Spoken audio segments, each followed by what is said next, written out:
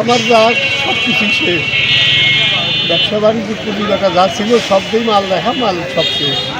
আনুমানিক এত 15-16 পাচ্ছি। কত টাকা প্রায়? প্রায় 80 লক্ষ টাকা, 5,000 টাকা মূল সব শেষ। আর কি আছে দাদা, সবই তো শেষ হয়ে গেছে। কী বলার আছে? প্রায় 2:30টার সময় হলো খবর পাইছি, এসে শাটার খুলে দিছি। খুলে দেওয়ার পরে ফায়ার সার্ভিস আসছে। ফায়ার সার্ভিস আসার পরে তারা নিয়ন্ত্রণে করছে। এই তাছাড়া কী বলবো দাদা, বলার কী আছে? প্রায় 2:41 সংবাদ পাই। আমরা তাৎক্ষণিকভাবে আমাদের 2টা ইউনিট একসঙ্গে এসে এখানে কাজ শুরু করি। আগুনের গতিবেগটা বেশি থাকায় আমরা পরবর্তীতে কাশিয়ানী ফায়ার স্টেশনের 2টা ইউনিটের সহযোগিতা নিই। তাদের সঙ্গে করে নিয়ে মোটামুটি আমরা 30 থেকে 35 মিনিটের মধ্যে সম্পূর্ণ আগুন আমরা নিয়ন্ত্রণে আনার পরে আপনারা অদ্যবধি দেখছেন যে আমাদের পানির সোর্সটা একটু দূরে।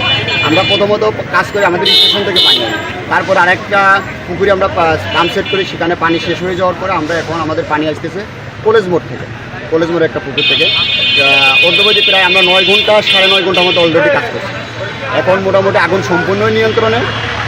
আগুনের নিয়ে কাজ চলতেছে। পাটটা ভেঙে দেওয়ার পরে আমরা সম্পূর্ণ আগুন নির্বাপন করার পরে আমরা কাজ সমাপ্ত করতে পারি।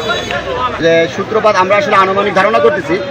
আমি প্রথমত আমরা চতুর্থ সাইড দিয়ে আগুনটাকে অ্যাটাক করি।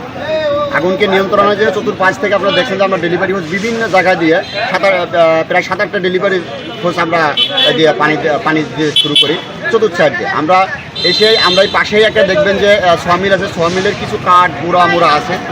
আমি আমার ধারণা থেকে বলতেছি যে হয়তো বা এই ওইখানে যে গুঁড়া রয়েছে ওই গুঁড়া থেকে আস্তে আস্তে আগুনটার সূত্রপাত হয়েছে গুঁড়া থেকে। ওইখান থেকে ওই গুঁড়ার সূত্রপাত থেকে আস্তে আস্তে বাইটে হয়তো বা পাটের গোডাউনে আগুনটা লাগছে, এটাই আমি ধারণা করি। প্রাথমিকভাবে আসলে আমি ধারণা করতেছি 1 কোটি টাকা, প্রায় 1 কোটি টাকার মতো ক্ষয়ক্ষতি হবে। কত ঘন্টা?